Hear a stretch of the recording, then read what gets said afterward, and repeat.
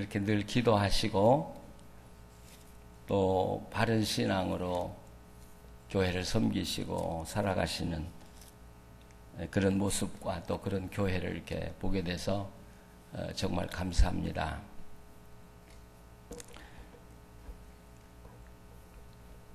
하나님께서 특별히 저를 훈련시키신 것 같아요. 일생 동안 성경 가지고 목회하겠다고 하나님께 서원하다시피 하고 사실 성경 한 권 가지고 일생 목회를 했습니다. 목회를 해보고 또 목사님들을 또 이렇게 만나서 함께 성경을 나누고 또 신학교 학생들을 가르치면서 한국과 미국에 정말 많은 교회를 돌아봤습니다. 목회자들도 정말 많이 만났고요. 그래서 아마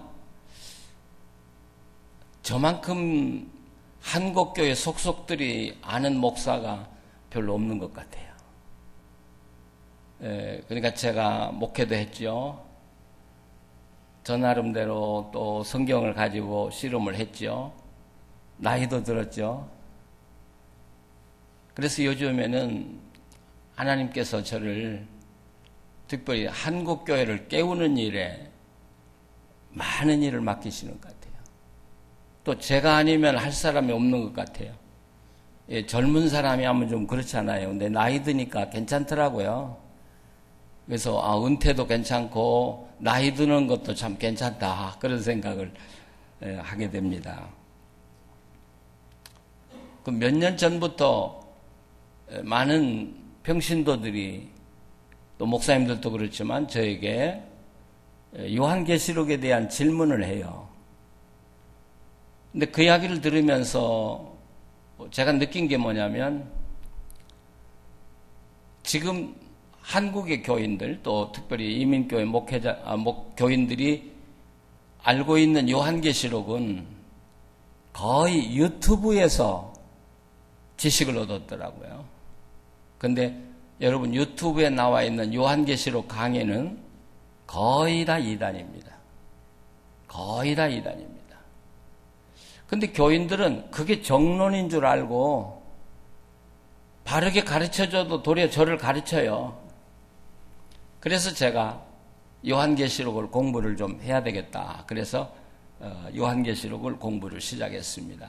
제가 마가복음 주석을 냈고 2년 전에는 사도행전 주석을 냈고 지금은 요한계시록 연구를 하고 지금 요한계시록 주석을 금년 말까지는 내려고 지금 쓰고 있습니다. 그래서 여러분 교회가 중진자들이 어떻게 교회를 섬길까를 함께 나눴으면 좋겠다고 하는 목사님 부탁을 받고 제가 요한계시록 다는 못하는데 요한계시록 이야기를 하면 참 좋겠다. 제가 그렇게 제안을 해서 오늘 요한계시록 이야기를 합니다. 제가 오면서 들으니까 우리 김성진 목사님이 지난주에 이 지역의 연합집회를 여기서 하면서 이필장 교수가 왔다는 이야기 들었어요. 그러니까 지난주 금주 이어서 계속 요한계시록을 듣게 됐는데 도리어 잘 됐다고 생각이 돼요. 왜냐하면 한 분에게 듣는 것보다 여러분에게서 들으면 입체적으로 우리가 요한계시록을 이해할 수 있기 때문에 잘 됐다고 생각이 듭니다. 요한계시록은 우선 어떤 책이냐? 우리가 요한계시록 하면 미래를 위한 책이다. 그렇게 생각하죠. 근데 그 설정부터가 잘못된 것이라는 거죠.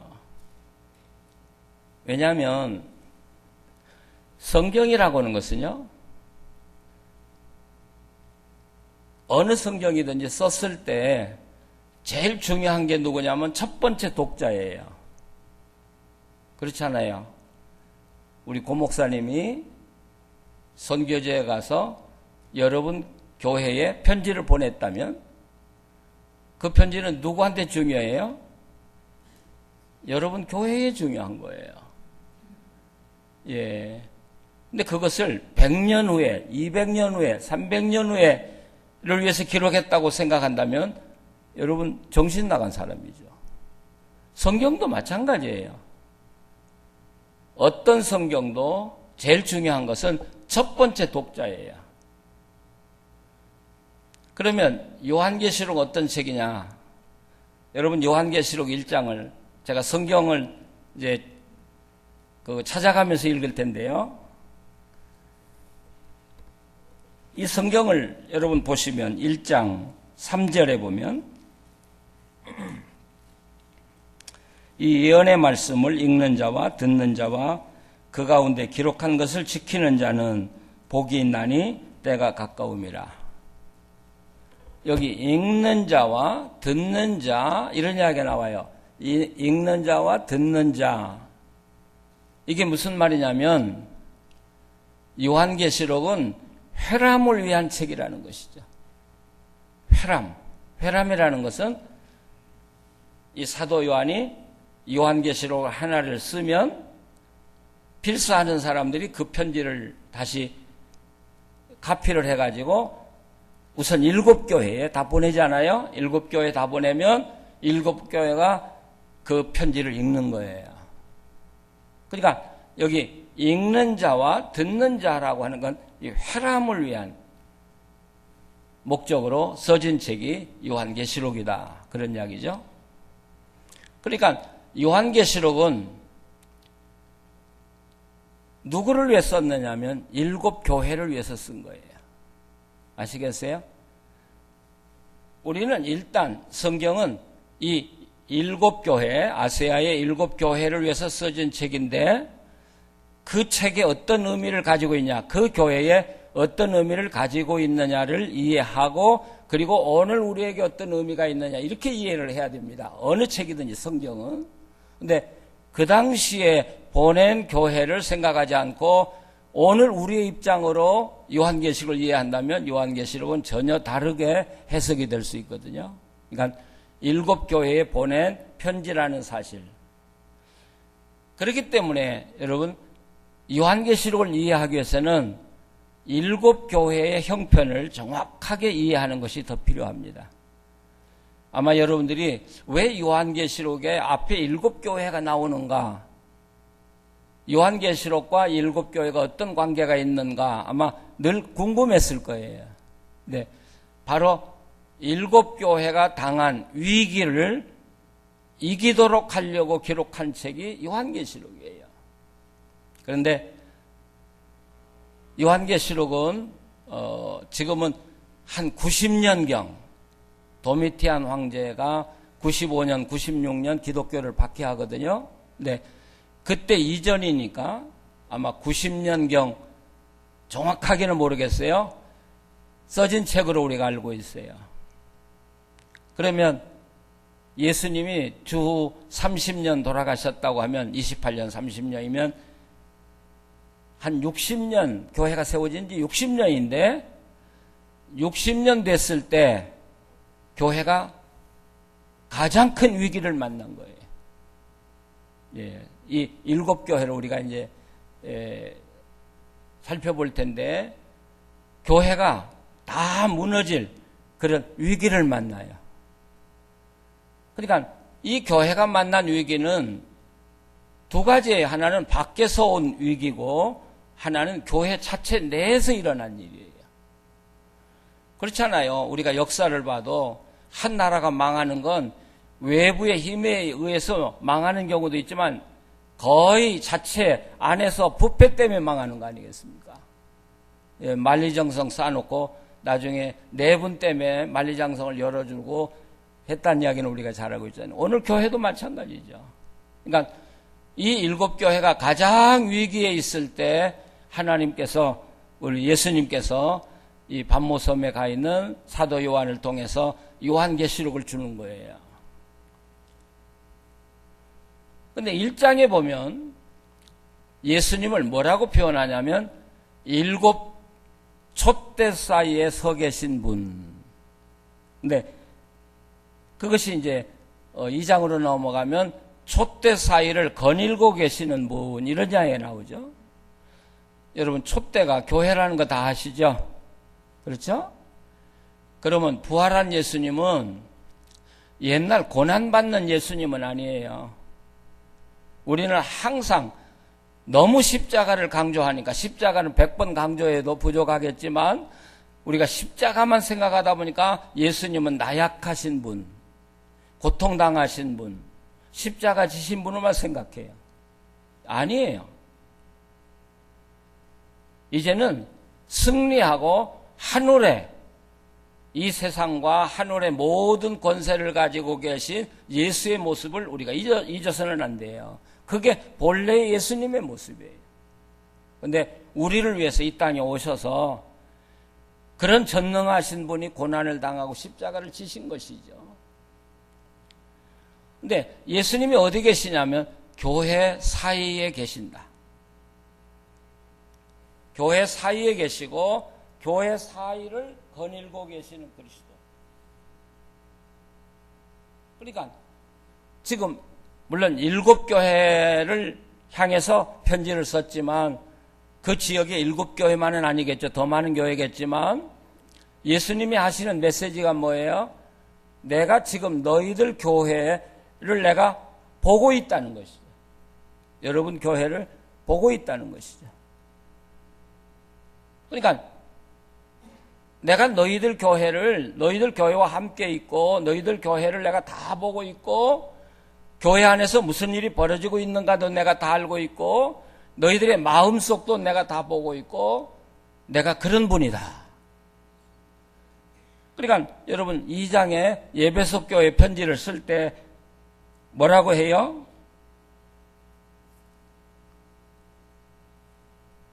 거기 에베소서 2장 2절과 3절만 읽어보시죠. 다 같이. 또 악한 자들을 용납하지 아니한 것과 자칭 사도라 하되 아닌 자들을 시험하여 그의 거짓된 것을 내가 드러낸 것과 또 내가 참고 내 이름을 위하여 견디고 게으르지 아니한 것을 아노라. 근데 항상 우리나라 성경에 우리는 가장 중요한 게 맨 마지막에 나와요. 이게 좀 답답해요. 근데 나는 알고 있다 그런 말이에요. 근데 이 안다는 말, 이제 오늘 계속해서 이야기가 나오겠습니다만은 이 히브리 성경에서나 또는 신약 성경에서 말하는 단어의 의미하고 우리나라에서 말하는 의미가 달라요. 근데 우리가 그걸 구분하지 않고 있기 때문에 성경을 잘못 이해하고 있는 거예요. 우리는 안다고 하면 머리로 아는 걸 이야기하죠. 그렇죠? 예. 뭐 미국도 알고요. 뭐 요즘 월드컵도 알고요. 근데 성경에서 안다는 건 그런 이야기가 아니라 내가 직접 경험해 봤다는 이야기예요. 너희들의 모든 것을 내가 경험해서 경험으로 알고 있다. 그래서 히브리서에서 안다는 말이 제일 무서운 말이에요. 야다. 이건 자, 그래서 아담이 하와를 아니까 아기를 낳았는데 가인이 되고, 그렇죠? 아담이 하와를 알아서 또 아기를 낳으니까 아벨이 되고 그러잖아요. 제가 아는 여자는 몇이에요? 복잡하네. 제가 아는 여자는요? 하나밖에 없어요. 제가 다른 여자 알면 큰일 나요. 이게 하나님이 안다고는 이야기예요. 그만큼. 그러니까 내가 에베소 교회를 알고 서머나 교회를 알고 또 뭐 버가모 교회를 안다는 건 내가 너희들을 그냥 들어서 안다는 이야기가 아니라 예수님이 그 속에 다니면서 무슨 일이 벌어지고 있고 그들이 무슨 생각을 하고 있고 무슨 말을 하고 있는가를 내가 다 경험해서 알고 있어요. 무서운 이야기. 우리가 하나님 어디 계십니까? 아니 계신 데가 없습니다. 이런 이야기예요. 네, 에베소서 4장을 한번 보세요.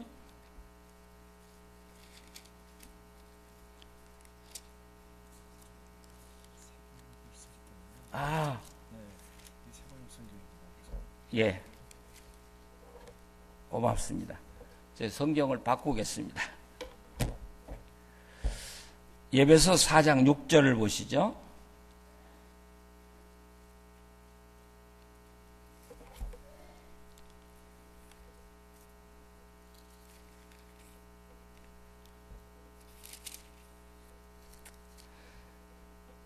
자, 4장 6절을 한번 같이 읽어보시죠. 하나님도 한 분이십니다. 하나님 모든 것이 아버지시요 모든 것 위에 계시고 모든 걸 통하여 계시고 모든 것 안에 계시는 분이십니다. 예. 근데 이 말도 성경에 번역은 해놨는데 이게 무슨 말인지 여러분이 정확하게 모르실 거예요. 이 참 번역이라는 게 어려워요. 그렇죠? 이게 무슨 말이냐면 하나님은 어떻게 존재하시냐면 우리가 지구를 놓고 볼 때 첫째 위에 계신다. 모든 것 위에 계신다. 이 에피라는 말은 위에 계신다는 말보다는 지구를 이렇게 감싸고 계시는 걸 이야기해요. 하나님은 얼마나 크신지 지구를 다 싸고 계시기도 하고 그 다음에 통하여 계신다. 이 디아라는 말은 관통한다는 말이에요. 관통해. 이 지구를 이렇게 싸고 보시기도 하고 지구 사이를 이렇게 다 뚫고 속까지 다 내려다 보시기도 하시고 안에 계신다. 그건 우리가 알아요. 이 N이라는 건 지구 속 안에도 다 보고 계시고 하나님은 그런 분이에요. 여러분 교회를 이 말에 비유하면 하나님은 여러분 교회 밖에 전체를 감싸고 계십니다. 이 교회를 관통해서 다 보시기도 하시고 이 속에 일어나는 모든 일도 다 보고 계십니다. 어때요? 하나님은 여러분을 밖에서 다 보시기도 하시고 여러분 마음을 관통해서 보시기도 하시고 여러분 안에도 계신 지금 요한계시록 그 이야기하고 있는 거예요. 내가 너희들을 그냥 껍데기로 아는 게 아니라 너희들의 깊은 속까지를 무슨 생각을 하고 있고 무슨 생각 때문에 그렇게 행동하는 것까지도 내가 다 알고 있는 그런 분이다. 그런 분이 지금 7교회를 향해서 편지를 쓰고 계신 것이죠. 자, 그러면 7교회를 우리가 한번 보시면요. 시간이 없기 때문에 우리가 다 읽지는 못하는데요.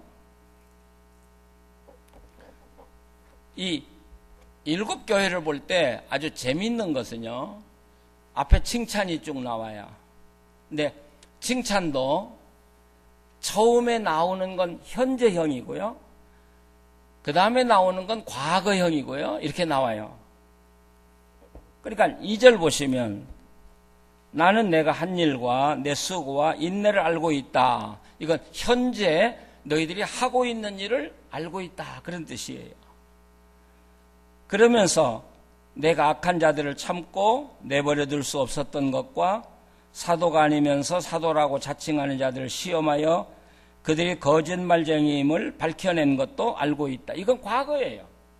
과거에 너희들이 얼마나 진리를 사수하기 위해서 거짓 예언자나 그런 거짓 선지자들과 싸우고 이단들과 싸워서 밝혀냈는가 하는 것도 내가 다 알고 있다. 자, 칭찬이 참 많은 교회인데 그런데 4절에부터 내가 나무랄 것이 있다. 그것은 내가 처음 사랑을 버린 것이다. 자, 여기서 처음 사랑을 버렸다는 말이 이 처음 사랑이 누구를 향한 사랑이겠어요? 자, 이 처음 사랑이 무슨 사랑이에요? 예? 첫사랑. 누구를 향한 사랑이에요? 예. 우리가 보통 이걸 이웃사랑이라고 생각을 해요. 예, 그런데 우리가 이 성경을 읽을 때 단어의 의미도 중요하지만 단어가 주는 그 단어보다는 그 문장 속에서 우리에게 말하는 게 더 중요하거든요. 그러니까 쉽게 말하면 이 에베소 교회가 처음 예수님을 사랑하던 사랑이 변질됐다는 이야기예요. 여러분, 이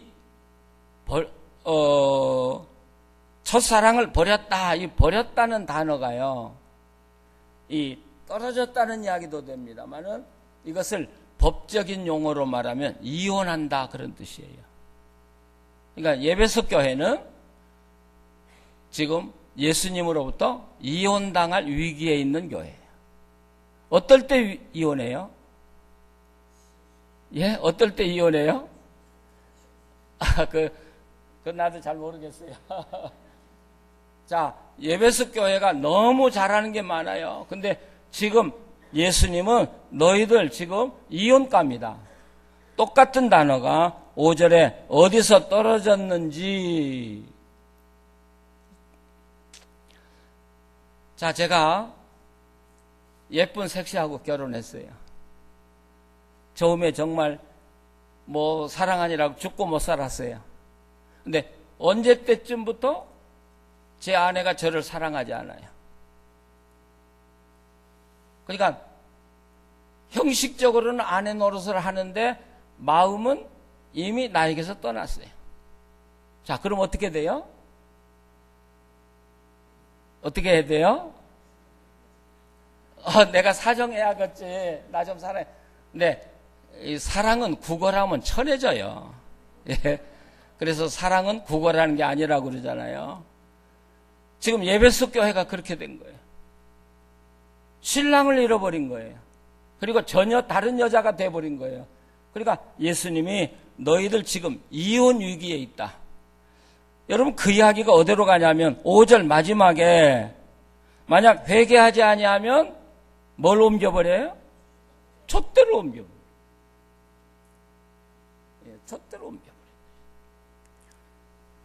그러니까 우리가 요한일서 4장에 보면 이 사랑이라는 건 우리가 예수님의 사랑을 받고 그 사랑으로 예수님도 사랑하고 그리고 내 이웃을 사랑하는 거예요.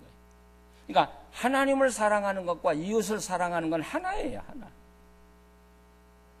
너희들이 이웃을 사랑하지 않는 거 보니까 나를 사랑하지 않는다, 이런 이야기가 되고, 나를 사랑하지 않기 때문에 이웃 형제를 사랑하지 못한다, 이런 이야기가 돼요. 그러니까 에베소 교회는 겉으로는 참 훌륭한 교회, 모범교회예요.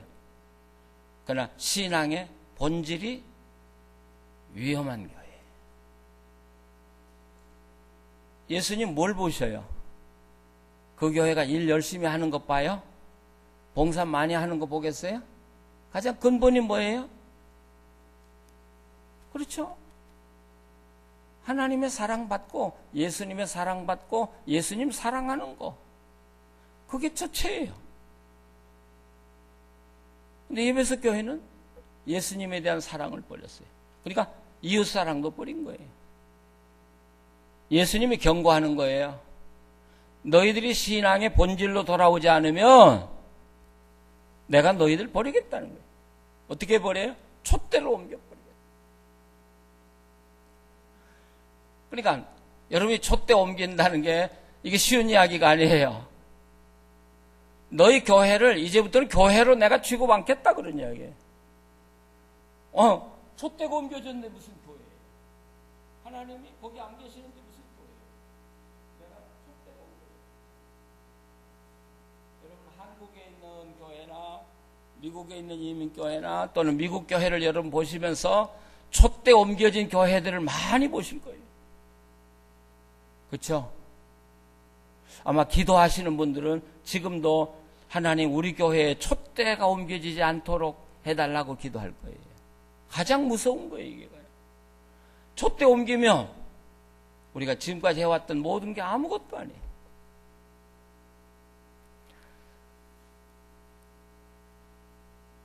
여러분 보세요. 에베소 교회부터 위기가 왔죠.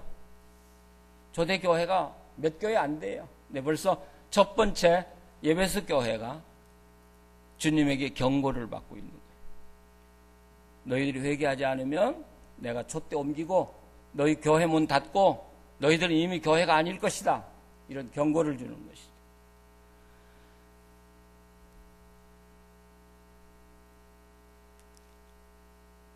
그러면서 6절에 가보면 나는 니골라당이 하는 일을 미워한다.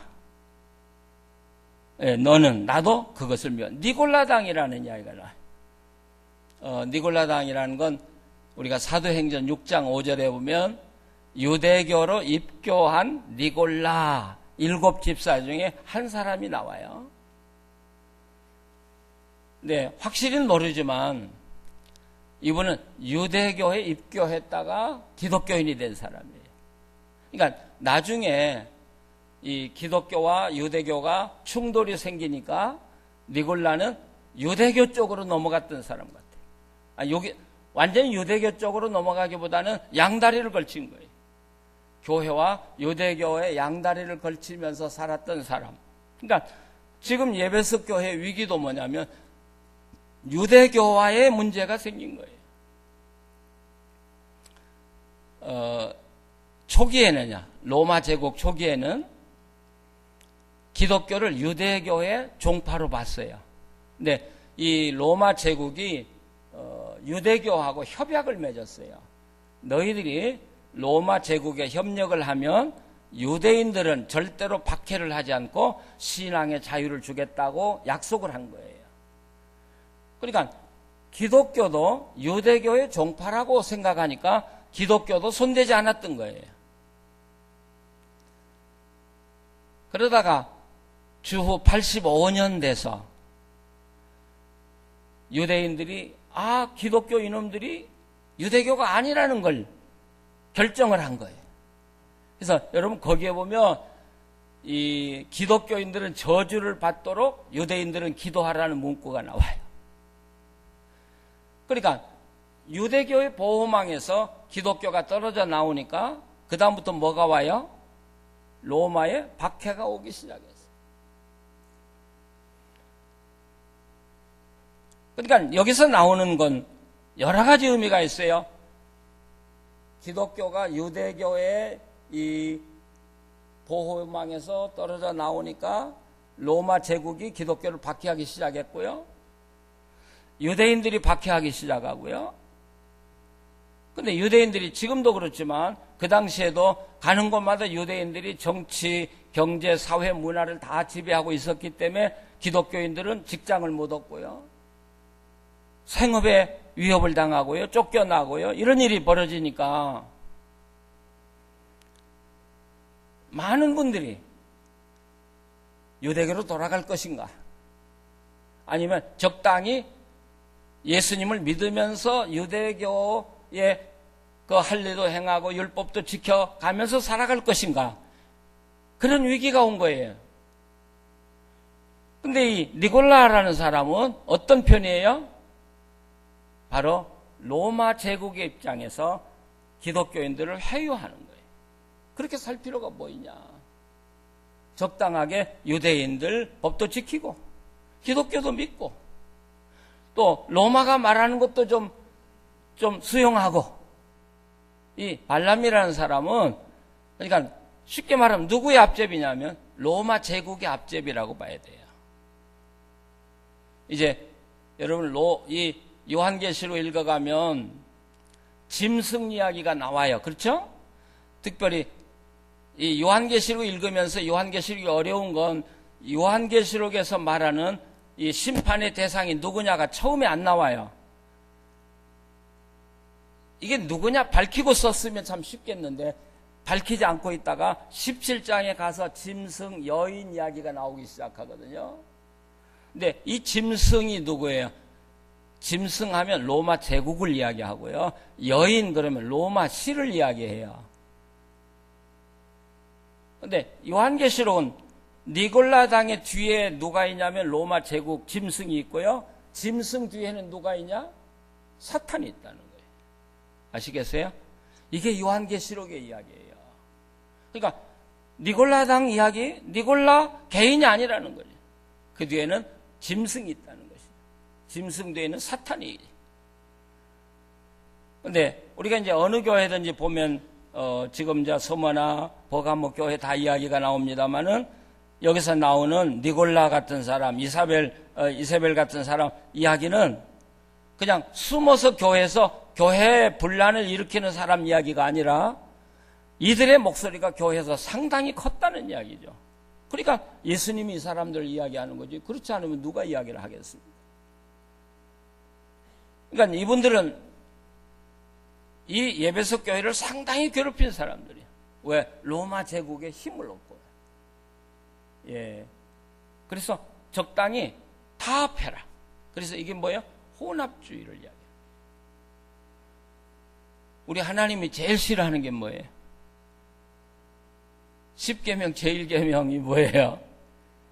나후에 예, 다른 신을 섬기지 말라. 근데 혼합주의가 뭐예요? 예, 신은 여럿이 있다 이거예요. 우리 하나님도 있고 알라도 있고 부처도 있고 적당히 다 신으로 인정을 해야지 무슨 하나님만 유일한 하나님이라고 하냐? 그렇잖아요. 그러면서 우리가 신앙생활 한다고 하면 그게 하나님 섬기는 거예요. 그러니까 여기 네가 어디서 신앙이 떨어졌는지 이렇게 이야기하거든요. 근데 벌써 이 에베소 교회는 그러니까 그런 신앙의 그 위기가 온데 여러 가지 이유가 있을 거예요. 하나는 하나님께 관심보다는 다른 것에 관심이 너무 많았어요. 에베소 교회는. 교회 안에 다른 문제로 관심을 너무 쏟다 보니까 예수님에 대한 관심이 없어졌고요. 그러니까 그 틈을 타서 이 니골라당 같은 사람이 들어와가지고 또 로마를 선전하고 로마에 타협하고 로마의 문화에 또 협력하도록 하기 시작하고요. 자, 교회가 위기가 오지 않았습니까? 지금 우리 한국교회에 아마 세계적으로 이단이 그렇게 많은 나라는 우리나라밖에 없을 거예요. 그렇죠? 예, 살아있는 예수도 제일 많다고 그러잖아요. 예, 뭐 30명이 넘대요, 우리 한국에요. 근데 지금 한국 가보면요, 옛날은 이단들이 숨어서 했습니다. 그리고 이단 교회를 찾아볼 수가 없었습니다. 근데 여러분 이제 한국 가시면요, 서울 시내 차를 타고 달려가 보면 큰 교회 간판이 이단들이 버젓이 간판을 다 내걸었습니다.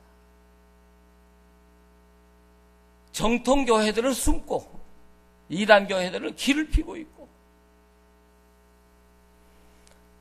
지금 서울에 교회가 안 돼가지고 교회를 몇백억씩 지어서 들여서 지은 교회들이 그 페이먼을 못 해가지고 나온 그런 건물이 이렇게 겉으로 표현이 된 것만도 한 300여 개 이상 된다. 이게 500억을 들여 지어놓고 300억도 못 받아요. 근데 그런 교회들이 다 나오면 누가 살려고 하냐? 이단들이 산다. 예. 제가 만난 분 그러더라고요. 한 300억을 들여 교회를 지었는데 시중에 내놓으니까 150억밖에, 하여튼 한국에 돈 많아요. 억소리가요. 150밖에 못 받는데요. 근데 300억을 다 주겠다고 왔더라는 거예요.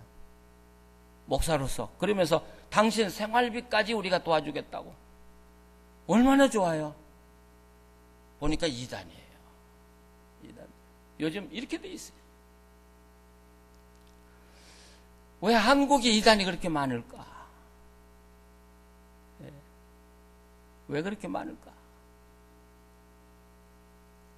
저는 이렇게 생각해요. 한국 교회가 이단을 생산해내고 있어요. 전 한국에 가서 목사님들이나 교인들이 그래요. 이단 욕하지 말아라. 교회를 고치지 않는 한 절대로 이단은 줄어들지 않는다. 한국 교회가 이 부패한 속에서 고쳐지지 않으면 계속해서 나올 테니까 이단하고 싸움하지 말고 교회가 새로워져야지 사는 길이다. 전 그렇게 이야기를 해요. 예. 앞으로 이대로 가면 한국 장로교, 한국 개신교회가 우리가 1000만 신도라고 그랬죠.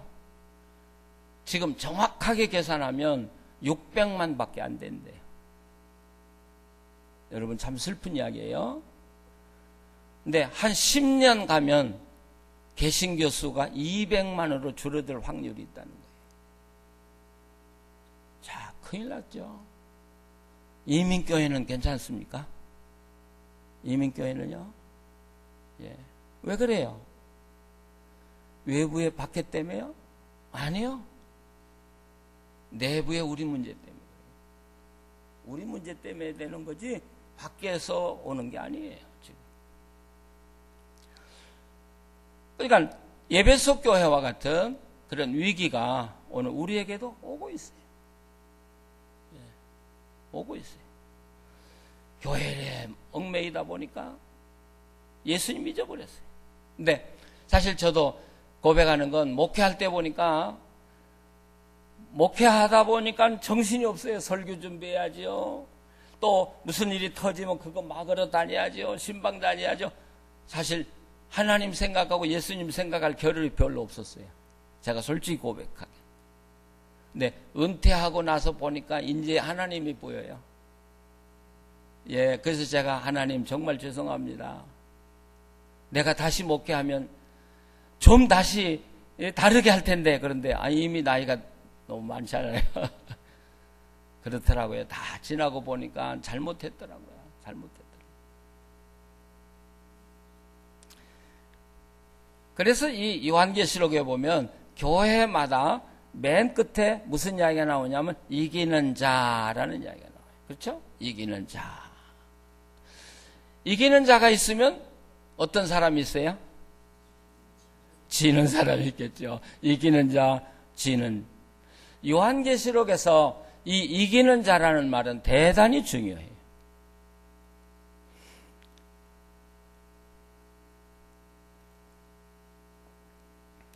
여러분이 요한계시록 읽어보시면서 느꼈는지 몰라요? 요한계시록에서는 믿음에 대한 이야기를 하지 않아요. 우리가 믿음 그런데 요한계시록은 믿음이라는 단어가 4번밖에 사용하지 않아요. 예. 그러니까 믿으면 구원받는다는 이야기가 요한계시록은 한 번도 안 나와요. 누가 구원받아요? 이기는 자가.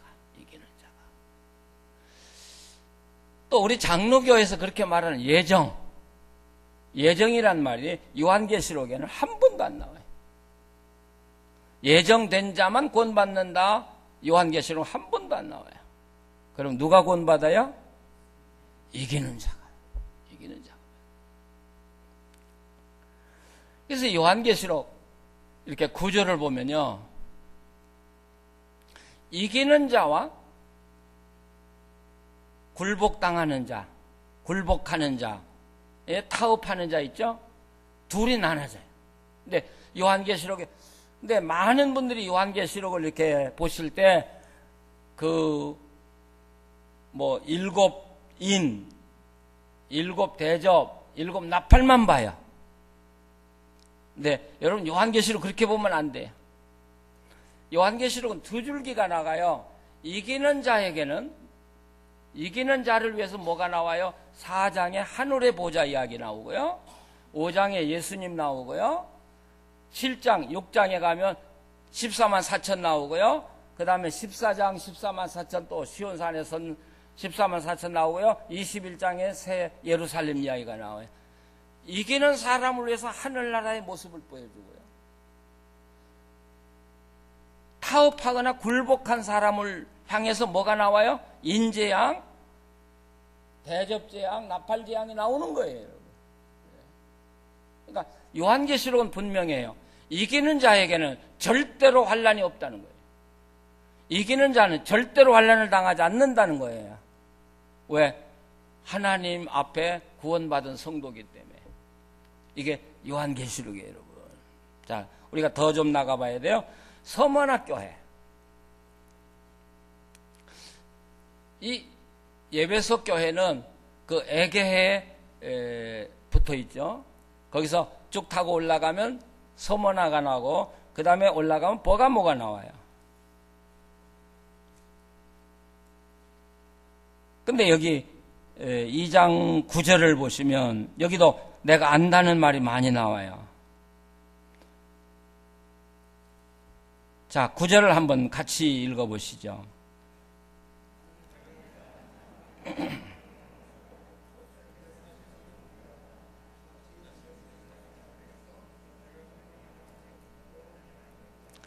그러나 사실 그들은 유대 사람이 아니라 사탄의 무리다.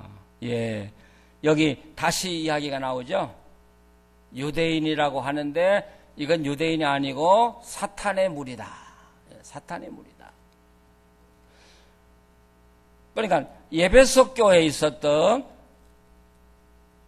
문제가 이 서문학교회도 있잖아요. 지금 그러니까 이건 유대 기독교인이면서 유대교를 지향하는 사람들, 친유대교적인 사람들을 이야기하는 게 아니라 유대인들을 이야기하는 거예요. 이 유대인들이 기독교를 공격하기 시작하는 거예요. 그러니까 이 초대 기독교인들이 그 사회에서 살아남기 위해서, 먹고 살기 위해서 결국 유대교하고 타협할 거냐, 아니면 그래도 신앙을 지킬 거냐. 참 우리가 이 요한계시록 읽어 나가면 우리는 너무 행복한 거예요. 우리는 그런 위협은 안 당하고 있잖아요. 근데 초대교회는 직접적으로 생계 위협이 왔다고요. 그러니까 주님이 뭐라고 그래요? 죽도록 충성하라. 그리하면 내가 생명의 면류관을 너에게 주겠다. 죽도록 순종하라가 뭐예요? 죽도록 순종하라. 이게 무슨 뜻이에요? 이거 우리가 참 인용을 잘해요. 죽도록 충성하란 말 우리가 직분자 세울 때도 하는 이야기고 다 해요. 예. 근데 그 승리하신 예수님께서 성도들을 향해서 뭐라고 하냐면 죽으라는 거예요. 죽으라는 거예요.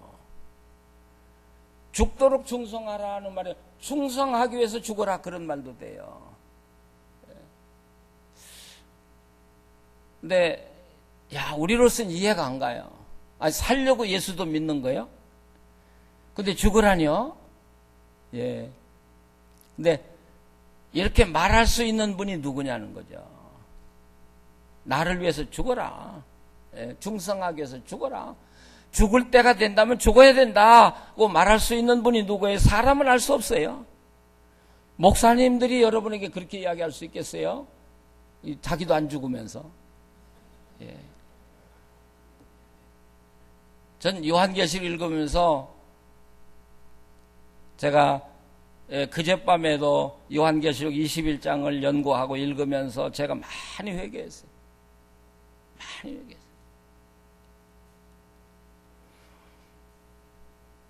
요한계시록에서 아주 강조하는 건 뭐냐면 함께라는 단어예요. 함께. 나와 함께. 나와 함께. 그래서 요한계시록 21장에 새 예루살렘의 이야기가 나오는데 21장 3절 집에 가서 여러분 읽어보시면 3절 안에 함께라는 단어가 4번이나 나와요. 4번. 그러니까 하나님과 함께 산다는 게 얼마나 굉장한 은혜냐 하는 걸 모르는 사람들은 하나님이 누군가를 모르는 사람이에요. 아시겠어요?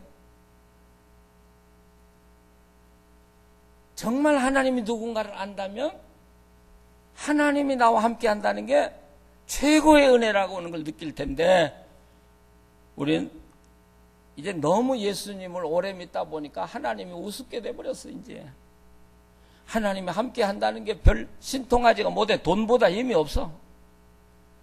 왜요? 하나님이 누군가를 우리가 모른다는 거예요. 지금 제가 저희 큰아들 집에 있어요.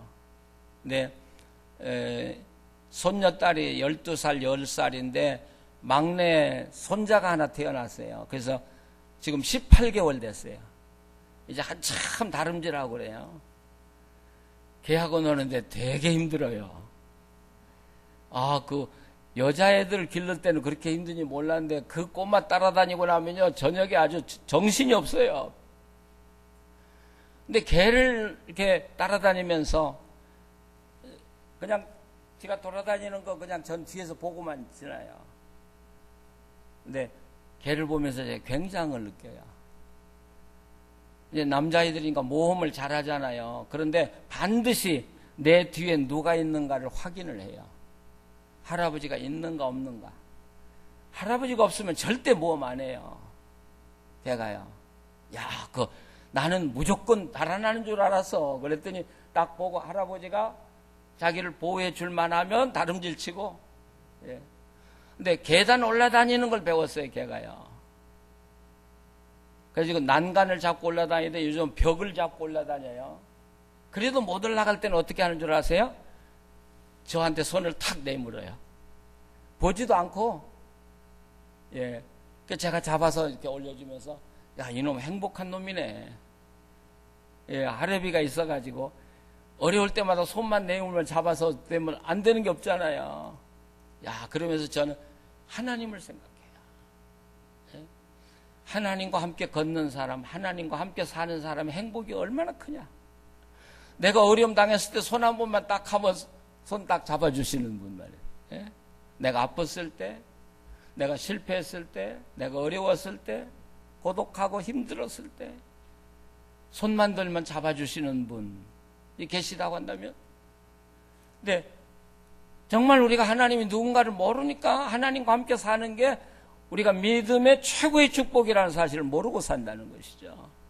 그렇죠? 예, 여러분, 최고의 축복은 뭐예요? 하나님이 나와 함께 계시는 거예요. 믿으십니까? 예. 그래서 하나님 우리에게 말하는 거예요. 죽도록 충성 한번 해봐라. 나한테 충성하기 위해서 죽기라도 한번 해봐라. 예. 네. 이제 제가 다 살아보고요. 나이 먹고 다 살아보니까 이제는 세상에 귀한 건 아무것도 없더라고요. 이젠 정말 충성하다 죽을 것 같아요. 예. 요즘엔 전 기도가 그거예요. 하나님, 내가 마지막까지 주님을 위해서 달려갈 길을 다 달리다가 멋지게 죽게 해주십시오. 멋있게 죽게 해주십시오. 지난 토요일에 95세 된 할머니, 이제 저희 옛날 달라스 빈네리 교회 장로님의 어머니인데 생신, 제가 여기 와 있는 동안 맞아서 제가 이제 생신 예배 드리러 갔어요. 그랬더니 95세 된 할머니가 지금도 아주 건강하셔요.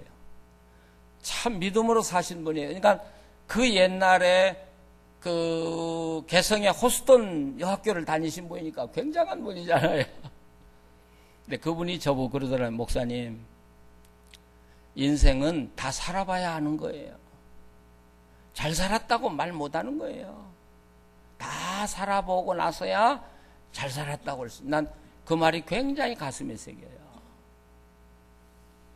그렇잖아요. 95세 된 분이, 예, 다 살아봐야 인생은 이야기할 수 있는 거지, 젊었을 때 잘 살았다 못 살았다 할 수 없다는 것이죠.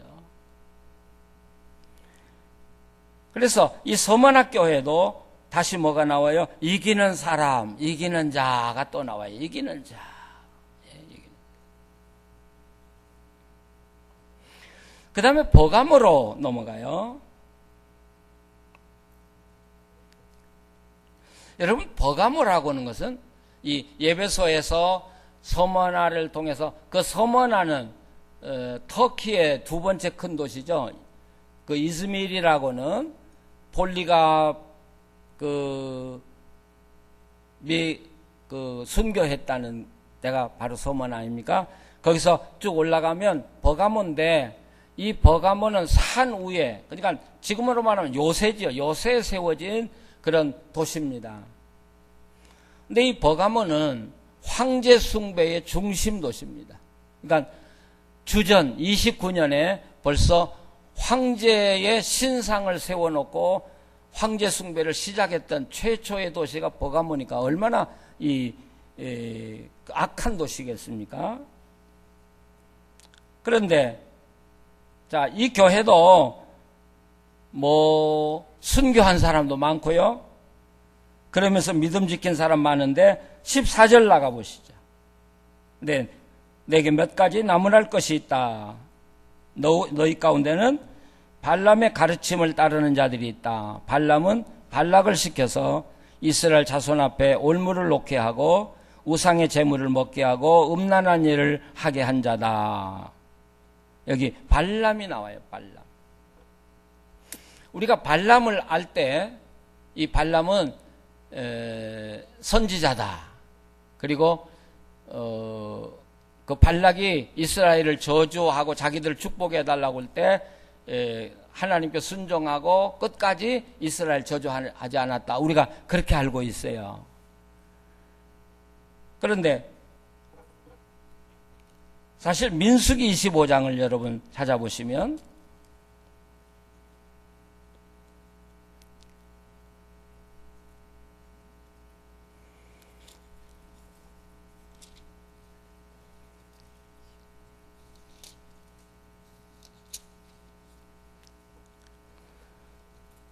민수기 25장 1절을 보시죠. 자, 1절을 한번 같이 읽어보셔요. 이스라엘이 시딤에 머무는 동안에 백성들이 모압 사람들의 딸들과 음행을 하기 시작하였다. 자, 하나님이 제일 미워하는 게 뭐예요?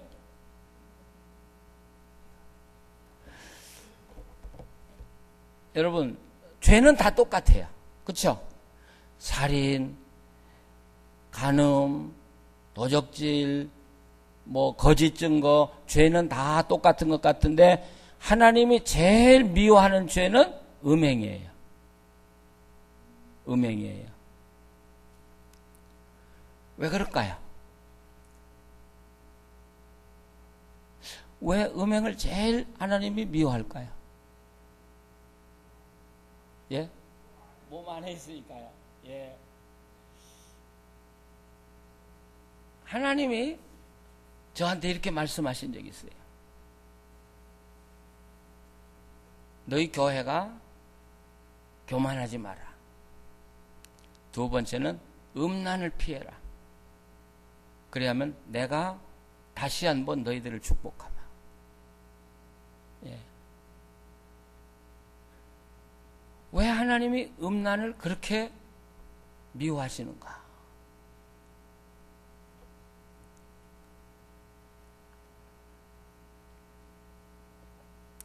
물론 다른 죄도 그 죄의 영향이 다른 사람에게 미쳐요. 미치는데 음란은요, 이것은 한 가정을 파괴하고요, 이게 확대해 나가면 한 사회가 파괴되는 거예요. 그리고 그게 커지면 나라가 망하는 거예요. 그러니까 우리가 성경을 쭉 읽어봐도 음란한 도시가 살아난 곳은 한 곳도 없어요. 예, 그렇죠? 소돔 고모라 성, 로마도요. 로마의 많은 죄, 정치적으로, 사회적으로 그런 죄에 대해서는 전 이야기하지 않겠어요. 로마는요, 가장 문제가 돈 많이 벌어서 향락하는 거고요. 가장 무서운 것이 로마는 음란한 거예요. 로마가 전쟁 많이 했잖아요. 전쟁을 하면 남자들도 노예로 잡아오지만 여자들을 노예로 잡아왔어요. 그래서 귀족 집에 노예를 나눠줘요. 그러니까 보통 로마의 가정에 여자 노예가 500명쯤 있었다는 거예요. 아시겠어요? 500명. 그럼 무슨 일이 벌어져요? 그 일본 여인이 쓴 그 로마의 뭐라고 되죠? 로마 이야기 책 여러분 읽어보시면 로마 황제 이야기인데요. 자기 남편이 전쟁에 나갔어요. 한 1년 동안. 근데 이 황제 부인이, 황후가 다른 남자하고 결혼식을 해요. 상상이 가십니까? 아니, 서민도 아니고 로마 황제가 지금 전쟁에 나가고 있는데 황후가 다른 남자하고 결혼식을 해요. 이게 로마였어요. 이게 로마였어요. 그러니까 우리가 요한계시록 읽을 때 하나님이 왜 로마의 심판을 선언했냐? 기독교를 박해하기 때문에? 아니요. 하나님은 이렇게 보신 거예요. 로마 너희가 잘 살기 위해서 다른 모든 나라를 못 살게 했고 온갖 죄를 다 만들어서 온 세계에 퍼뜨렸기 때문에, 우리로 말하면 병의 근원지기 때문에 하나님은 이것을 없애버려야 된다. 이게 요한계시록이에요. 근데 지금 그 로마의 음탕한 문화가 누구를 타고 들어와요? 그 교인들 중에 몇 사람을 통해서 교회에 들어오고 있는 거예요, 지금. 근데 이들은요, 조용조용히 들어오는 게 아니라 아주 큰 소리 치고, 큰 소리 치고, 교인들을 유혹하고, 그리고 교인들을 그런 죄로 초대하는 것이죠.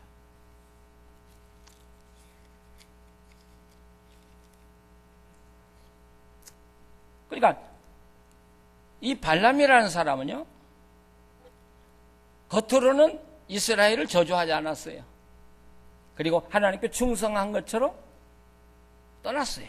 근데 이 발람이 떠나자마자 갑자기 이 발락의 사람들이 잔치를 배설하고 이스라엘 백성들을 초대하니까 와서 음식을 먹고 그리고 음행하고 타락하기 시작한 것이죠. 그러면 누구 손으로 이스라엘 백성을 징벌해요? 누가요?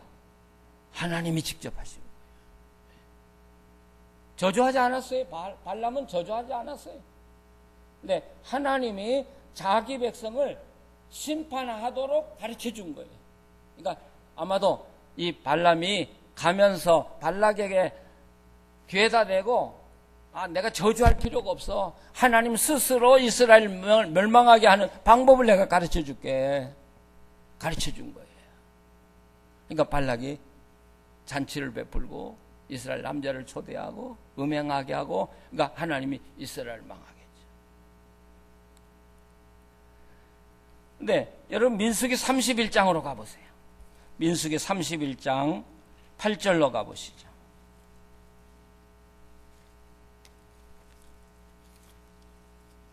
누가 한번 읽어주세요. 민수기 31장 8절.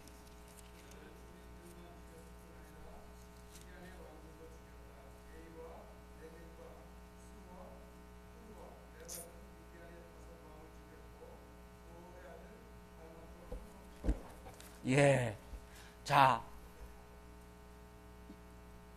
이스라엘을 떠난 줄 알았던 발람이 어디가 있어요? 바로 발락의 나라에 있는 거예요. 그러니까 위치가 어느 정도 돼요? 이 발람이 왕들의 위치에 있어요. 뭐해서 그렇게 그 나라에 대접을 받았어요? 이스라엘을 망하게 하고 하나님으로 하여금 하나님께서 친히 이스라엘을 징벌하도록 한 대가로 발람은 왕 대접을 받고 그 나라에 살게 된 거예요. 그러니까 그런 사람이 지금 어디에 있어요? 버가모 교회에 있다. 그러니까 그 사람 한 사람만 있는 게 아니라 그 사람을 추종하는 사람들까지 버가모에 있는 거예요. 그러면 이 버가모에 있는 이 발람과 같은 사람은 뭐라고 하는 사람이에요? 뭘 이야기하는 사람이에요? 이 로마의 타락한 문화를 교회에 가지고 들어와서 교인들에게 유혹하는 거예요. 아니 우리가 미국 떠나서 어디가 살겠냐? 이 나라 산다면 이 나라 법도 따르고 이 나라 것도 이해하고 우리가 받아들여야지. 여러분 그렇게 말할 수 있잖아요. 그러니까 발람은 선지자인 채 하는데 결국은 하나님 스스로 교회를 멸망시키고 심판하도록 만드는 전술을 쓰고 있더라는 것이죠. 이게 버가모 교회에 있는 거예요. 버가모 교회. 지금 우리가 7교회를 보고 있습니다만은 교회가 다 위태위태해요. 지금. 어디서요? 밖에서 오는 것이 아니라 안에서 문제 때문에. 안에서.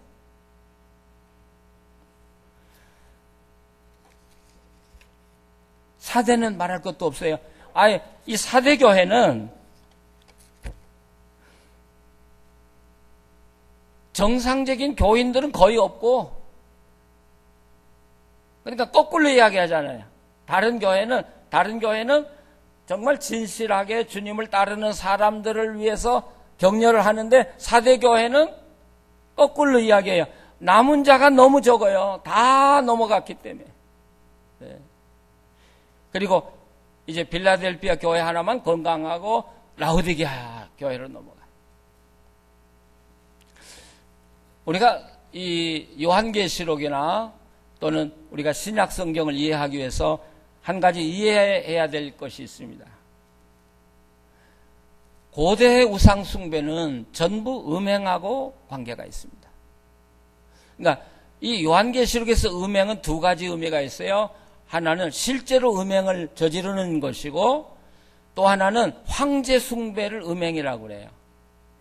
근데 그래서 요한계시록에서 간음하지 마라. 예, 이야기는 두 가지. 황제를 신으로 섬기는 것도 간음이고, 근데 황제 숭배하고 또 실제적인 간음이, 음행이 혼합되어 있는 거예요. 자, 왜 그러냐면,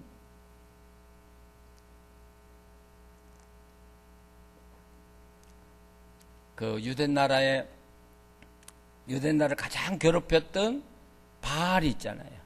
이 바알이요, 바벨론을 통해서, 그리스를 통해서 로마로 들어갔는데, 이 바알이 로마에 들어가서는 뭐로 변모하냐? 제우스 신으로 변모해요. 우리 영어로는 주피터예요. 주피터.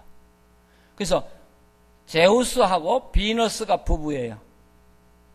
우리가 성경에서 말하면 바알과 아세라의 관계가 바로 이 주피터와 비너스의 관계예요.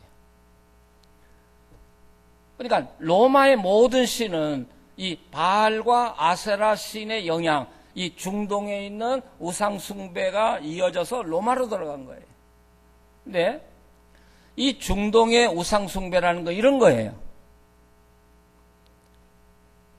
바알 신당이든 아데미 신전이든 아폴로 신전이든 그 속에는 뭐라고 말할까요? 여자 사제들이 있어요. 아시겠죠? 여자 사제가 있어요. 그러면 이 동네가 무슨 동네예요?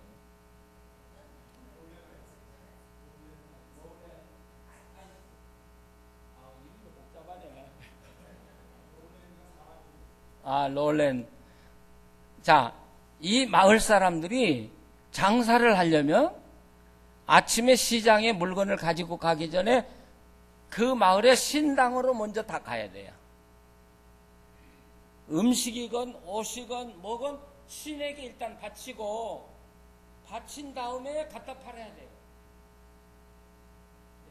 그런데 이들이 그 신당에 가서 그 재물을 바칠 때 그 신당에서는 술과 맛있는 음식을 준비해 놓고 온 사람들에게 대접을 해요.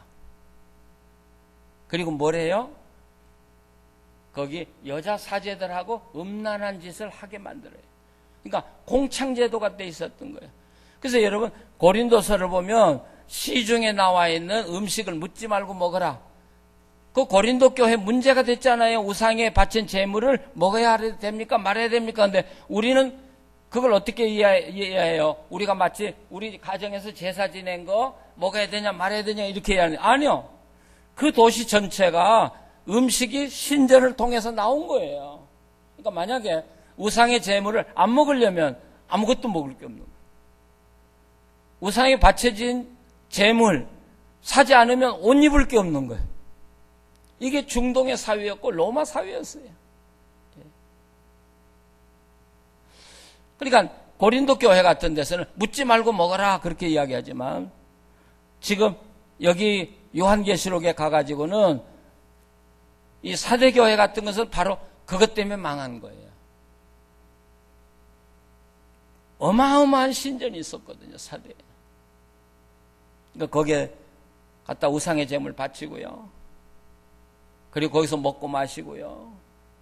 그리고 거기에 사제들하고 음란할 짓 하고요. 그 교회가, 그 사회가 망한 것뿐 아니라 교회도 자연히 망하게 돼요.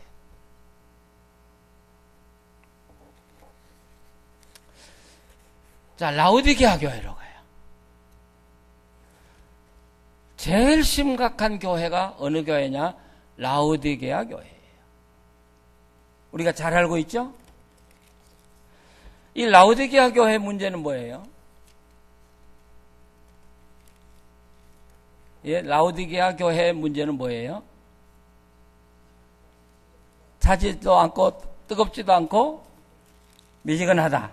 예, 그래요. 근데 우리 목사님들의 죄야. 우리 목사님들이 성경을 잘못 가르쳤어. 그러니까 이 라오디게아 교회를 처음부터 마지막까지 자세하게 읽어봐야 되는데, 3장 20절로 가보시면, 자, 같이 한번 읽으셔요. 보아라, 내가 문 밖에 서서 문을 두드리고 있다. 누구든지 내 음성을 듣고 문을 열면 나는 그에게로 들어가서 그와 함께 먹고 그는 나와 함께 먹을 것이다. 자, 그러면 그림으로 보세요. 지금 예수님은 어디 계셔요? 자, 문 밖에라고 하지 마시고 어디 계셔요? 이 문은 누구의 문이에요, 지금? 이 문은 누구의 문이요? 라오디게아 교회의 문이에요. 라오디게아 교회의 문이에요. 근데 예수님은 어디 계셔요? 이 교회 문 밖에. 이게 현재 완료해요. 현재 완료 진행이니까 언제부터 예수님은 라오디게아 교회에서 쫓겨나가지고 문 밖에 서 계시고 계속 문을 두들고 계시면서 문을 열어달라고 하고 계신 거예요. 자, 라오디게아 교회는 누가 안 계셔요? 예수님 안 계셔요. 그러면 교회인가요? 라오디게아 교회 교회인가요? 아니잖아요. 예수님 쫓아낸 교회. 근데 라오디게아 교인들은 뭐라고 해요? 자기들이 스스로? 우리는 부자다. 여기 부자라고 기록됐는데 이게 무슨 말이냐면 우리는 하나님 축복을 많이 받아서 부자다, 그런 뜻이에요. 예? 또 너희들 눈먼 봉사다, 그러니까 안약을 발라 눈 고쳐라, 이 말은 우리는 영적으로 굉장히 밝은 사람들이다, 그런 뜻이에요. 진리에 대해서 잘하는 사람들이다. 근데 예수님은 없어. 예수님 쫓아냈어. 그러니까 예수님이 이 교회를 향해서 뭐라고 그래요? 토해낸다. 어떤 때 토해내요? 저녁 드셨죠? 오늘 잘 드셨는데 토하신 분 계세요? 예, 안 계시니까 여기 앉아 계시겠죠? 어떤 때 토해요? 여러분, 그냥 글자로 읽지 마세요. 내가 토해야 낸다. 얼마나 라오디게아 교회가 하는 짓이 역겨우면 내가 너희들을 토해내고 싶어. 지금 토해내고 싶어. 그러니까 여러분 20절 전에 19절에 뭐라고 그래요? 19절 한번 읽어보세요.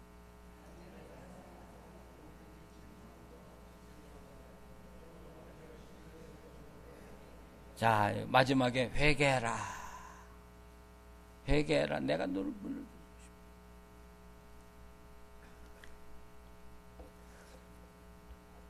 자, 이렇게 우리가 보면 초대교회 7교회 중에 한 교회는 이미 예수님이 안 계시고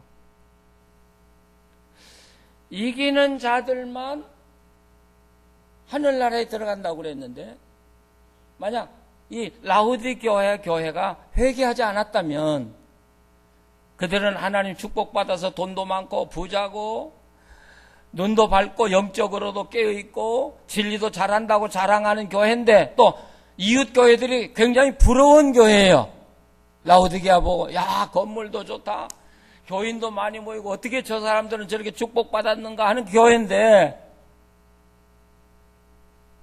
과연 그들이 회개하지 않았다면 하늘나라에 가서 그들이 있었을까요? 없었을까요? 예, 있을까요? 없을까요? 없죠. 이기는 자가 아니면 여러분 요한계시록 14장에 시온산 14만 4천에 들지 못하니까. 여러분 이렇게 보면 7교회 중에 하나는 이미 탈락했고요. 아니 그러나 아직도 희망이 있어. 왜? 하나님이 사랑하니까 아직도 문을 두들고 계시니까. 어쨌든 현재로는 위기 중에 위기잖아요. 탈락의 위기. 우리나라 축구처럼.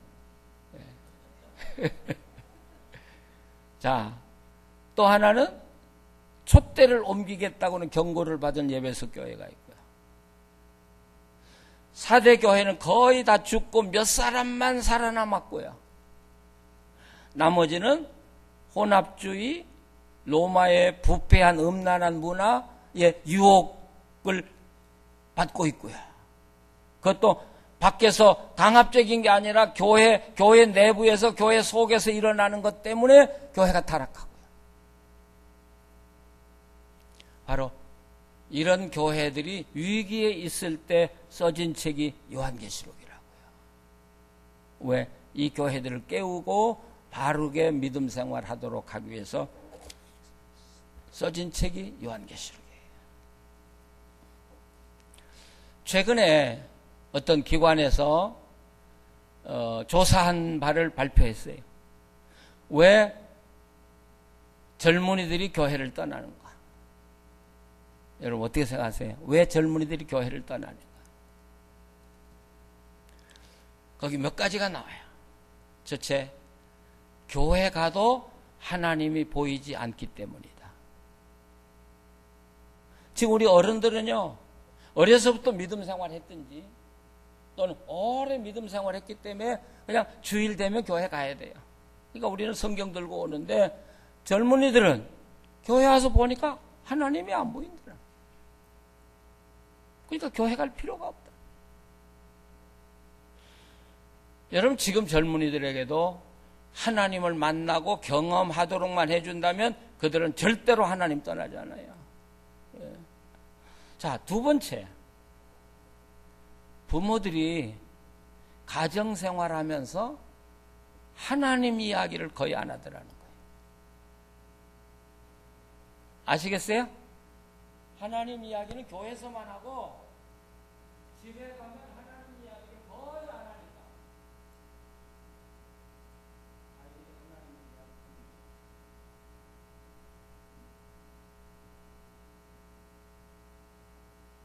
세 번째, 특별히 우리 한국교회 교회 가니까 어른들이 싸움만 하더라. 예. 실제로 저희 교회에 있었어요. 장로님 아들인데요. 이건 장로님이 고백해서 알았죠.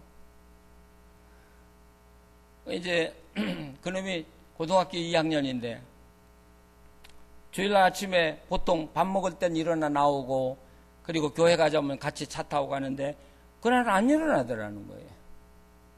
그래서 밥 다 먹고 이제 옷을 입고 그래도 안 일어나서 깨웠다는 거죠. 오늘 주일이니까 교회 가자, 일어나자. 그러니까 침대에서 뻘떡 일어나니 아빠 나가, 난 교회 안 가. 그러더라는 거죠. 그러니까 얼마나 놀랐겠어요. 장로 권사가요. 그래서 왜 안 가? 그러니까 아빠 엄마도 가지 마. 장로니까 가고 권사니까 가지. 아빠가 언제 예수 믿었어? 엄마가 언제 예수 믿었어? 집에 와서 맨날 하는 일이 교회 목사 욕하고 교회 장로들끼리 욕하고 교회 욕하고 교회 나쁘다고만 했지. 교회 좋다는 말 한마디도 안 했잖아. 근데 장로니까 가고 권사니까 가지 않아. 가지마, 가지마, 솔직하게 가지마, 난 안 가. 지금까지는 그 아이들이야.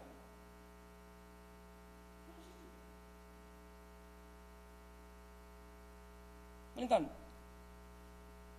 물론 친구들 또래 따라서 교회에 안 나오기도 하고 그러지만 우리 아이들이 교회를 떠나는 이유는 누구 때문에 떠나냐? 우리 부모들 때문에다. 우리들 때문에. 우리 어른들 때문에. 현재 교회를 섬기고 있는 직분자들 때문에 교회를 떠나는 거지. 우리가 그들을 교회에서 몰아내는 거지. 그들이 교회를 떠나는 게 아니라는 것이죠.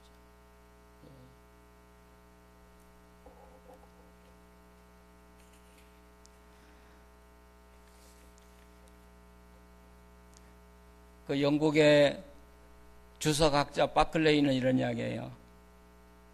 교회가 죽어가는 4가지 이유. 영국 교회 가보니까요. 제가 한 7년 전에 가니까 그래도 큰 교회가 살아서 빨딱빨딱 하더라고요. 근데 작년에 가서 보니까 그 큰 교회마저도 다 죽어버렸어요. 여러분이 잘 아는 웨스트민스터 교회, 유명한 교회 아닙니까? 그래서 제가 작년에 가서 일부러 찾아갔어요. 그랬더니 주일날 오후인데 문 다 닫고요. 내가 미국에서 갔지만 거짓말로 코리아에서 왔다. 복잡하잖아요. 생긴 새는 코리아가 생긴 놈이 미국에서 왔다고 사람들이 이상하게 생각하니까. 그럴 때는 코리아에서 왔다고. 그러니까 좀 교회 안에 좀 들어가 보자. 그러니까 시간이 지났으니까 들을 수 없다는 게. 그리고 교회 아무도 없다는 거. 여러분 옥스포드나 예일 대학에 가보시면 세계를 빛낸 위인들이 거기 쫙 동상들이 있어요. 그들의 손에 다 뭐가 들린 줄 아십니까? 성경이 다 들려 있습니다. 그런 나라가 지금은 하나님 없는 대표적인 나라가 됩니다. 그러니까 이 바클레이 박사가 지적하는 이유가 바로 그 이야기예요. 자기 영국에서 경험한 이야기를 우리들에게 들려주고 있는 거예요. 첫째는 교회가 과거에 집착할 때 교회는 죽어간다. 미래학자인 그 레너드 스윗 박사라고 두르 대학의 전도학 교수인데 지금은 미래학자로 유명한 분이 됐어요. 그분이 그런 말을 해요. 교회는 과거에서 출발하는 것이다. 그러나 과거에 매이면 안 된다. 그리고 미래를 바르게 전망하고 걸어가는 게 교회다. 근데 요즘에 미래에서 출발해야 되는데, 과거에서 출발해야 되는데, 어느 교회 가면 과거를 잘라내고 없애버려. 그것도 안 되잖아요. 그렇잖아요? 교회라는 게 역사가 있는데, 또 어떤 교회는 과거에만 매여서 살라고 그래. 옛날에 좋았어 다 망하는 교회야. 지금 할 일이 많은 교회가 무슨 옛날 타령하고 살겠습니까? 옛날의 역사는 살려야죠. 그러나 우리는 미래를 전망하고 어떻게 살 때 우리가 하나님의 은혜를 누리고 하나님의 영광을 나타내며 살아갈 수 있는 교회가 될 거냐. 이게 우리의 과제겠죠. 두 번째, 이 바클레이 박사가 말하는 교회가 죽어가는 이유는 교회의 생명 자체보다는 부차적인 데 관심을 가질 때. 네.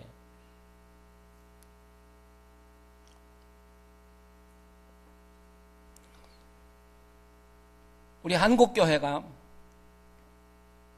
교회에 충성하라는 말은 참 많이 해요. 근데 하나님에게 가까이 가라는 설교를 잘 안 하는 것 같아요. 제가 한국에 다니면서 정말 설교 많이 해요. 근데 집회가 끝나거나 설교가 끝나면 교인들이 그래요. 우리는 교회를 10년 다녔어도 하나님께 가까이 가라는 이야기는 한 번도 못 들어봤어요. 네. 교회 와서 청소 잘해라. 그러면 복 받는다. 화장실 청소해라. 뭐 그런 소리는 많이 들었대요. 근데 정말 하나님을 사랑하고 하나님께 가까이 가라는 설교는 못 들어봤대요. 뭐가 중요한 거예요, 여러분? 예? 뭐가 중요한 거예요? 예배석 교회가 바로 대표적인 교회잖아요. 좋아요. 열심히 하는 것도 좋아요. 봉사 잘하는 거 좋아요. 이단 색칠해 내는 거 좋아요. 그러나 가장 중요한 건, 그리고 하나님 잃어버리면 무슨 소용이 있겠어요? 저는 여러분의 교회가 교회 생명 자체를 소중하게 여기는 교회 되기를 바라요. 하나님의 하나님. 내가 하나님 사랑하냐? 그리고 우리는 기독교인이라는 건 뭐냐면 하나님을 사랑을 받고 하나님을 사랑하는 게 기독교인이에요. 그리고 하나님을 사랑하기 때문에 예배하는 거고, 하나님을 사랑하기 때문에 봉사하는 거고, 하나님을 사랑하기 때문에 우리가 헌금하는 거고, 하나님을 사랑하기 때문에 전도하고 선교하는 것이죠. 정말 우리가 하나님을 사랑한다면 여러분, 헌금이 뭐가 그렇게 아까워요? 하나님을 사랑한다면 전도가 왜 이렇게 겁이 나요? 하나님의 사랑을 내가 받아봤다면 그렇게 안 살아요. 하나님 사랑받고 하나님 사랑하는 거 없이 의무적으로 봉사하고 전도해야 되니까 힘들고 어렵죠.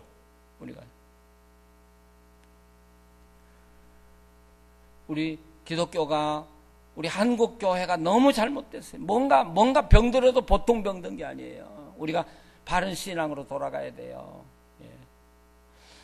세 번째는 교회가 죽어가는 이유는 교회의 제도적인 갈등이라는 거죠. 제도적인 문제. 사실요, 교회 제도라고는 건 교회를 유지하기 위해서 어떤 책임을 맡은 것이지, 그게 중요한 거예요. 여러분, 직분이 신앙을 대변하지는 않아요. 제가 집회를 다녀보니까 토론토에 아주 유명한 교회예요. 근데 둘째 날 저녁에 이제 예배 시작하기 전에 제가 이제 그 목사님 방에 가서 이야기하고 있는데 장로님 내외가 들어왔더라고요. 그러면서 담임 목사 나가라고, 그리고 나하고만 이야기를 하겠다고요. 그게 좀 무섭더라고요. 왜 담임 목사 나가라고 그러고 나한테 이야기를 해요. 근데 그 장로님이 저보고 그런 거예요. 제가 장로 된 지 20년 됐습니다. 근데 여지껏 나는 예수 안 믿었습니다. 여러분.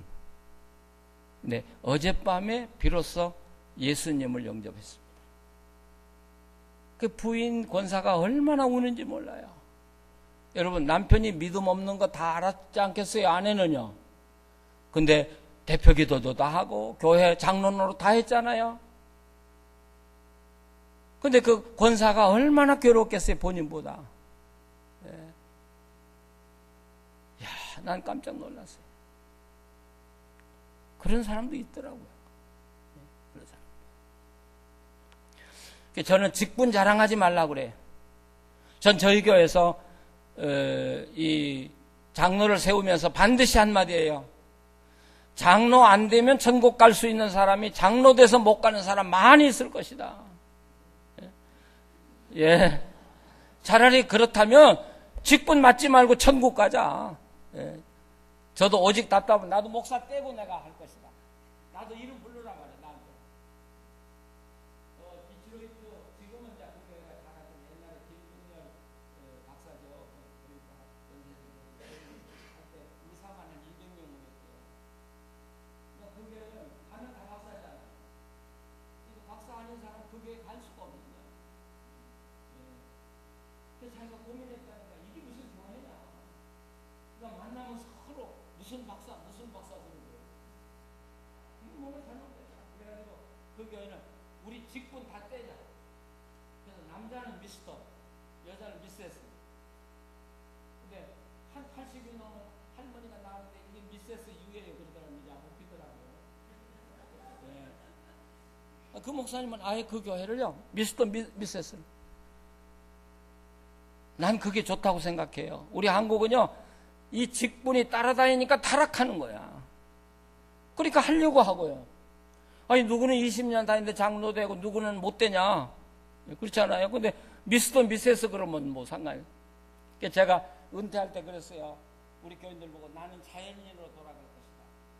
나는 이제 목사가 아니라 나는 이경기대라는 사람으로 돌아갈 것이다.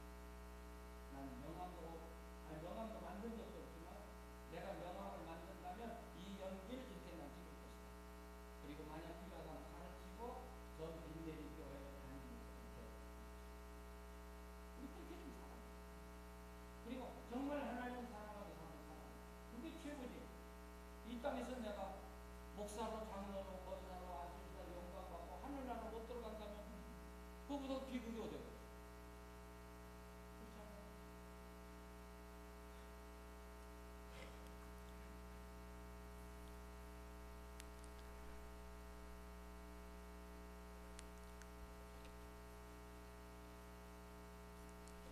우리가 이 초대교회 7교회에 대한 이야기를 지금 했습니다마는 우리 한국교회를 향해서, 예, 한국교회 위에도 계시고 관통에도 보시고 안에도 계시는 주님이 편지를 보냈다면 뭐라고 하셨을까? 뭐라고 하셨을까? 토해버리고 있습니다.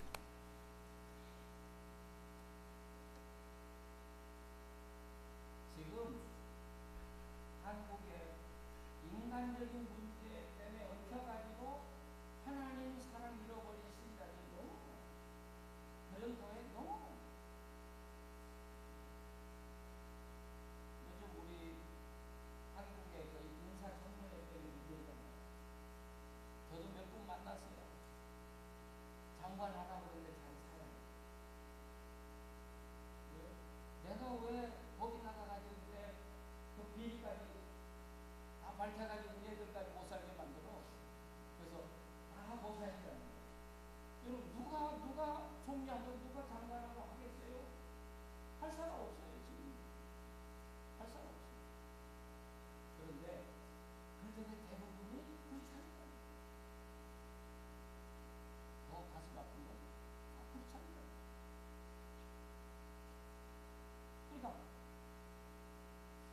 크리스찬이나 믿지 않는 사람이나 삶이 하나도 구분이 안 되는 거죠.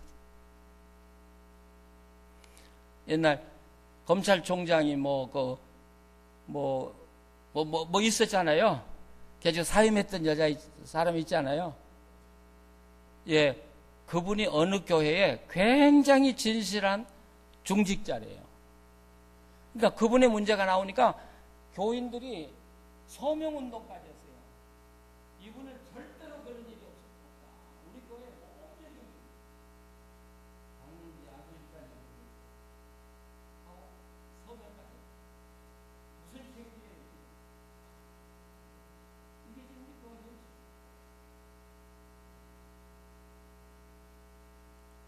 제가 다녀보니까 그래요.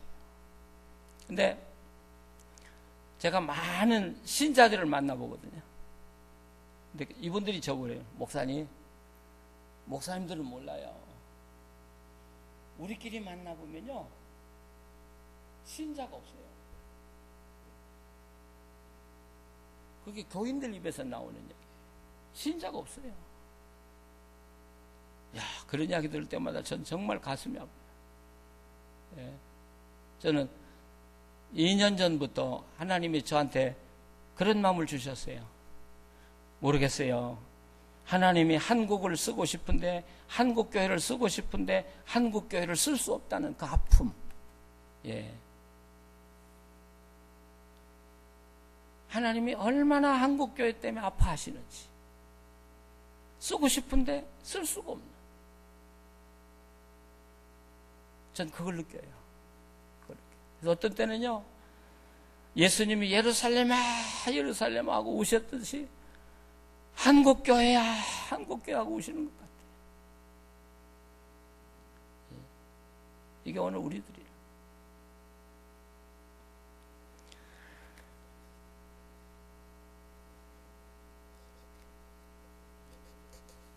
예?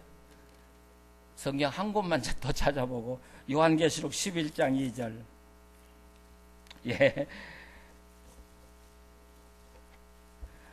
요한계시록 11장 1절 2절 1절 2절 한번 같이 읽어보시죠. 나는 지팡이와 같은 측량자 하나를 받았는데 그때 이런 말씀이 내게 들려왔습니다. 일어서서 하나님의 성전과 제단을 측량하고 성전에서 예배하는 사람들을 세어라. 그러나 성전의 바깥들은 측량하지 말고 내버려 두어라. 그것은 이방 사람들에게 내어주었기 때문이다. 그들이 거룩한 도성을 42달 동안 짓밟을 것이다. 아멘. 요한계시록에서 성전이라는 단어가 나와요. 거기 1절에 성전과 제단을 측량하고 성전에서 예배하는 사람들을 세워라 그랬죠. 성전이라는 이야기가 나와요. 성전.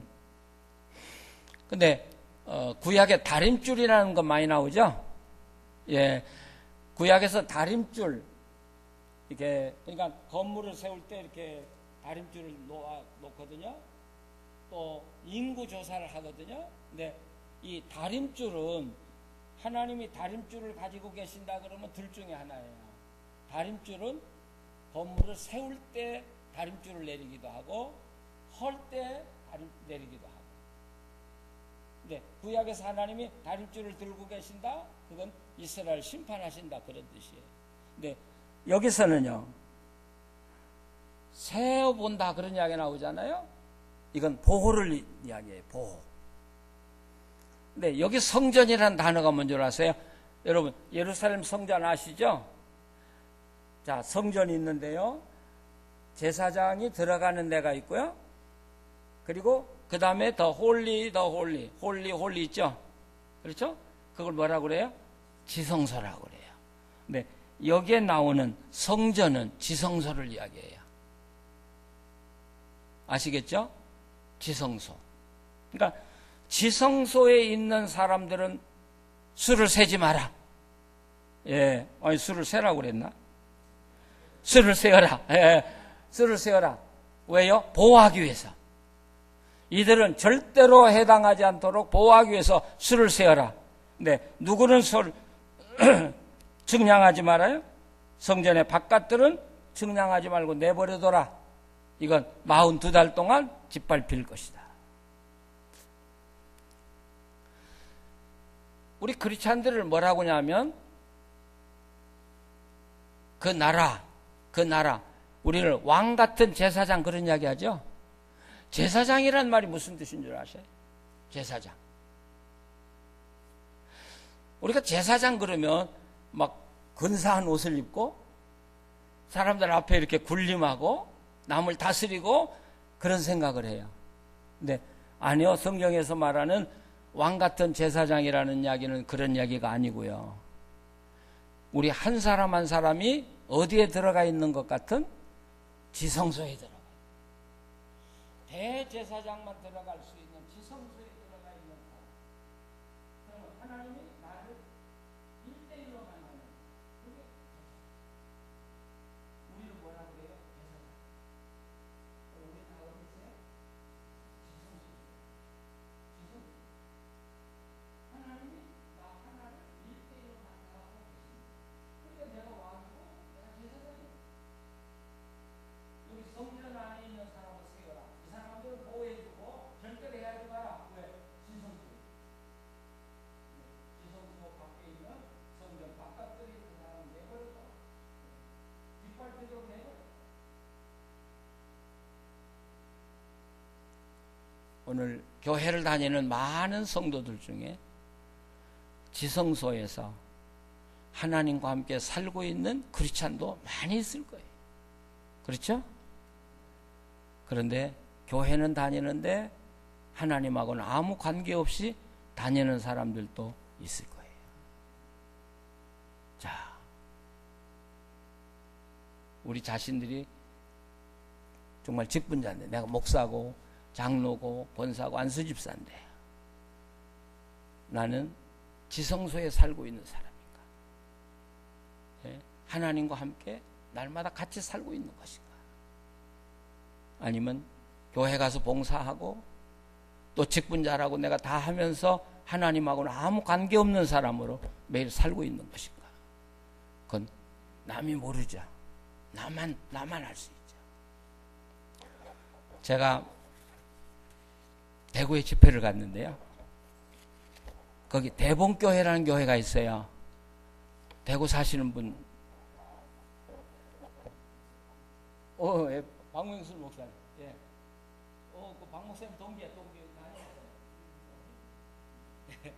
예, 그게 그렇구나. 지금 현재 담임 목사님하고 동기시군요. 집회를 갔어요. 근데 제가 거기서 참, 그러니까 그 교회 간 지가, 제가 집회 간 지가 오래됐는데 잊혀지지 않는 게 하나 있어요. 거기 돌아가신 원로 목사님이 박명설 목사님이라고 총회장까지 하시고 참 존경받으시는 목사님이었어요. 근데 교인들이 그런 이야기 하더라고요. 그 박 목사님, 한국교회는요, 은퇴하면 원로 목사님 하면 대접이 괜찮아요. 미국 목사들이 참 불쌍하지. 은퇴연금 주고요. 예, 그것도 많이 주더라고요. 몇 억씩 주고요. 또 아파트도 큰 거 주고요. 담임 목사 봉급의 60% 내지 70%를 주는 거예요. 그러니까 요즘 은퇴 목사님들은요, 매달 한 3,000불 이상씩 받아요. 그러니까 이 목사님도 오래 했으니까 아파트 얻었고요. 은퇴 돈도 몇 억 받고요. 매달 또, 우리로 말하면 몇천 불씩 받고요. 근데 어느 날 꿈을 꿨더잖아요. 꿈을 꿨는데, 뭐 우리가 흔히 들은 이야기지만, 자기 집이 너무 초라하더라는 거죠. 이 박명선 목사님이. 그래서 하나님께 물었대요. 하나님, 내가 일생 동안 주님을 위해서 일한다고 했는데 왜 제 집은 이렇게 초라합니까? 그러니까 하나님이 그러시더래요. 너 일생 동안 목사라는 이름 걸고 대접만 받았지 나를 위해서 한 게 뭐 있냐? 네? 목사라고 대접받고 노회장이라고 받고 총회장이라고 받고 너 다 내 이름 팔아서 받았지? 꿈 깨고요. 교회가 자기에게 주는 연금을 안 받은 거예요. 그리고 아파트를 교회에다 내놔버린 거예요. 나 죽으면 이 돈은 우리 자식들에게 절대 주지 마라. 그리고 이거 팔아서 가난한 아이들 장학금으로 써라. 그래서 그분은요, 돌아가실 때 아무것도 없이 그냥 그분 딸이 빚내리 우리 교회 권사예요. 또 경건했게도.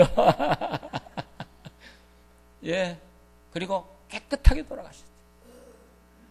그러니까 온 교인들이 그 목사님을 얼마나 존경합니까? 야, 정말 그게 영광이더라고요. 그게 영광. 돈 몇 푼 가지고 살다가 죽어서 자녀들 죽고 나면 그게 뭐예요? 목사가 말이죠. 예. 정말 이 시대는 정말 고민해야 될 시대예요. 그렇게 함부로 살 시대가 아닌 것 같아요. 요한계시록의 위기라면 오늘 우리들이 위기에 살고 있다. 여러분. 자, 그러나 쉬실 때는 명랑하게 쉬시고 또 만나십시다.